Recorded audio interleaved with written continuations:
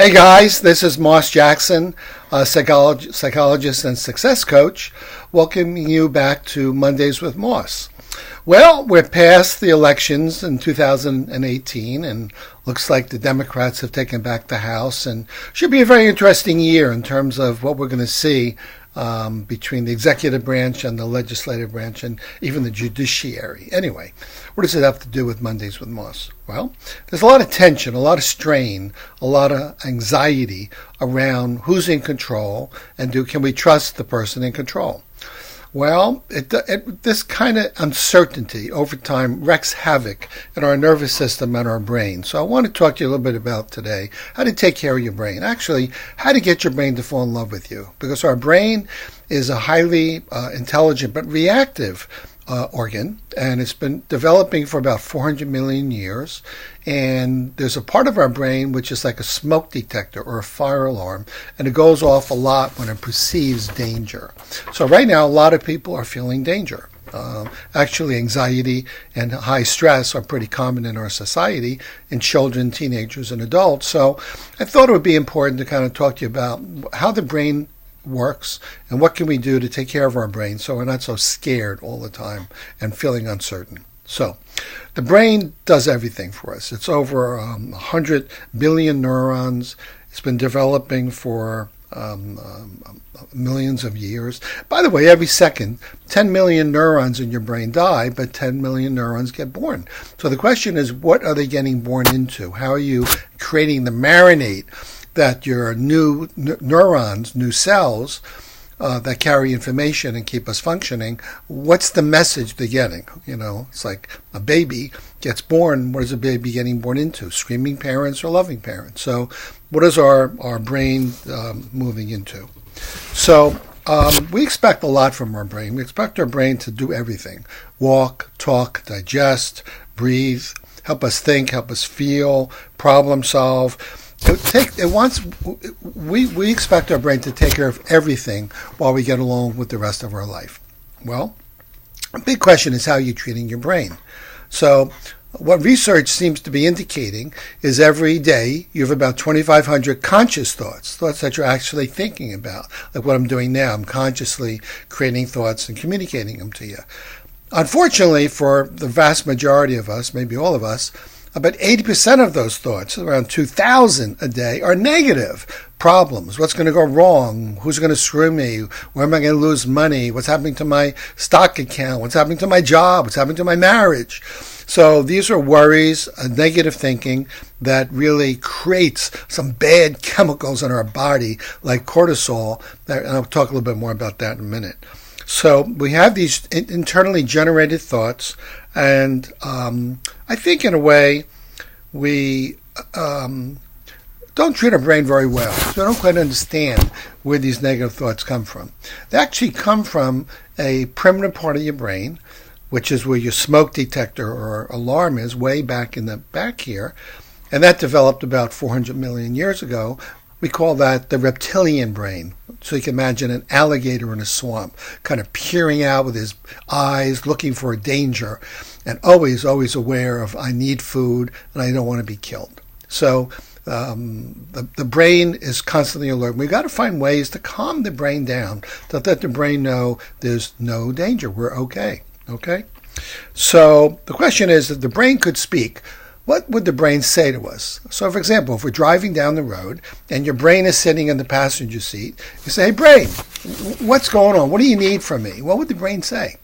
It would say, create some more worries? Be more anxious? Get more agitated?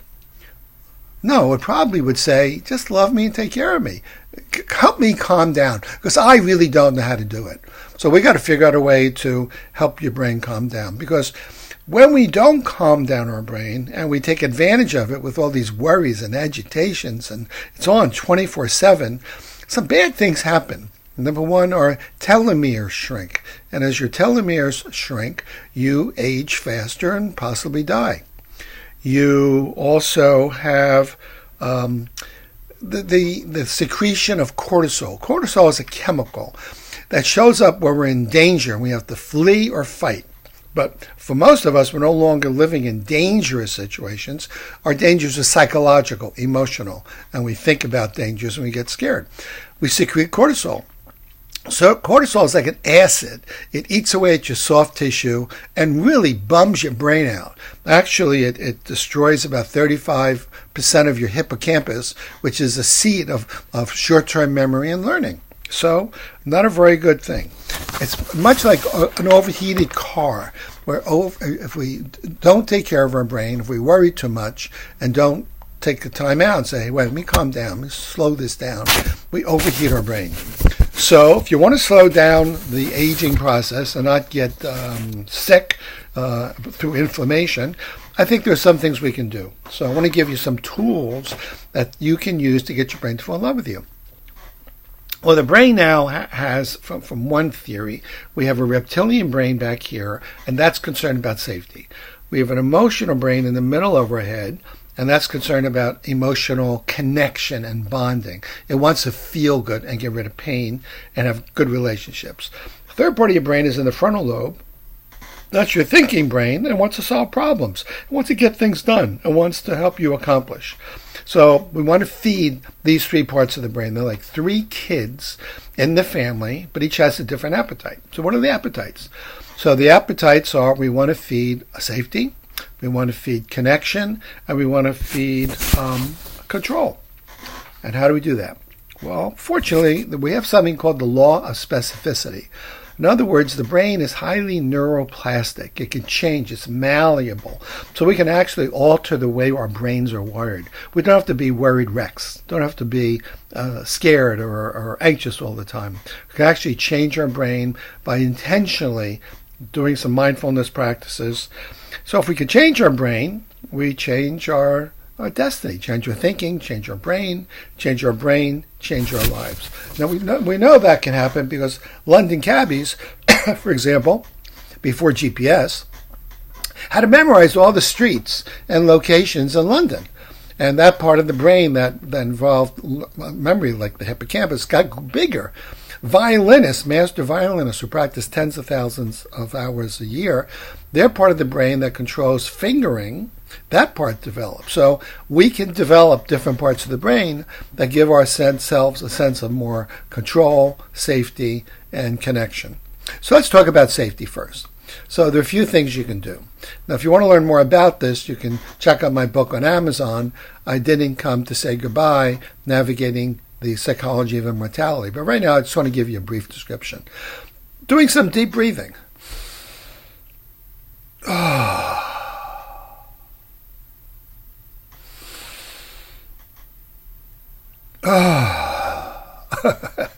So you want to breathe in about 4 seconds, hold about 6, expand, let it go about 8, and maybe you make a sound as you breathe out. Like a sigh, okay?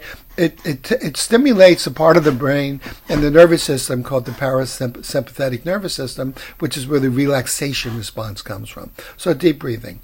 Mindfulness, being able to imagine positive situations, times that you felt happy and successful and at peace, and to really let your imagination take you there. It's like putting yourself in an hypnotic trance, and your body will start to secrete dopamine and serotonin, which are the feel-good chemicals, okay? Also, there's another thing you can do called shake it out. Shake it out is what animals do when they escape danger. They just shake. So you can practice shaking. If you're ever going to give a talk, or if you had a hard time in a situation, go someplace private, maybe your car, not while you're driving though, okay? And just shake it out. Okay. Another thing you could do is take recovery time. Recovery time is every 90 minutes to 120 minutes. Take a time out. Take 10 minutes. Walk. Go talk to a friend. Don't go on email. Don't check your messages. Do something that's pleasurable to get yourself out of the work situation or where you're hyper-focused. Also, you may want to change your beliefs. Some of you have really negative beliefs. I was working with someone the other day who's working himself to death. It's probably, if he doesn't change, I think he's going to die.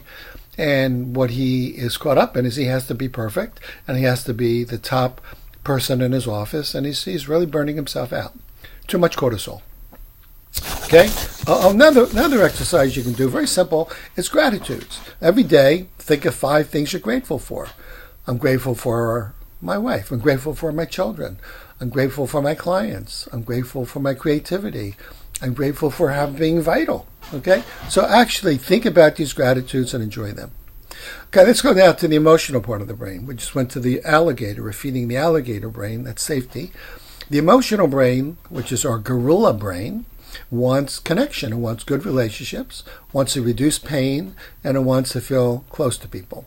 So we now know being close to people and having frequent encounters with people is one of the highest predictors of longevity and health. So get rid of toxic people and find some people who you really feel safe and comfortable with.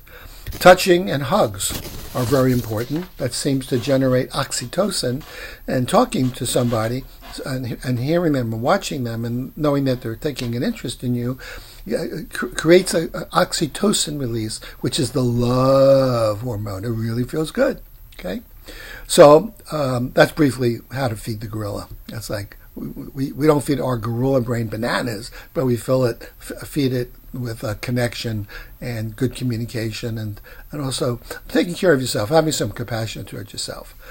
Okay, now let's go to the thinking brain, which is where control is. So we can control that and feed that part of the brain by having vision, by having a dream, and finding actions we can take to make our dreams come true. The brain loves being curious. It loves our saying, I wonder how I'm going to make this work. I wonder what I'm going to feel like when I reach my goal of being able to buy the house or get married. So, and every day you might also think about if something is important to you. For example, for me, one of my visions is just living a life of creativity and joyful abundance. Not necessarily money, but just feeling good about what I do. And every day I set an intention when I wake up. I do my breathing, do a little mindfulness, and then I create an intention for today. So my intention for today is to ride easy in the saddle, not take anything too seriously, and just enjoy myself as I move into the weekend. Another one is to have beliefs that are more empowering. I'm able. Life is supportive. I'm cared for. And having coping skills. Coping skills, knowing how to solve problems. So those are a few ideas on how to get your brain to fall in love with you. Sorry I moved through this so quickly. But again, if you want to learn more about it, check out the book on Amazon. It's a bestseller, actually, on Amazon. So I hope you enjoyed today's run through of 400 million years of your brain and learning how perhaps to take care of your brain and get your brain to fall in love with you. So it's your buddy, not a high-strung, ringing fire alarm. All right, see you next week. Take good care. Have an extraordinary day.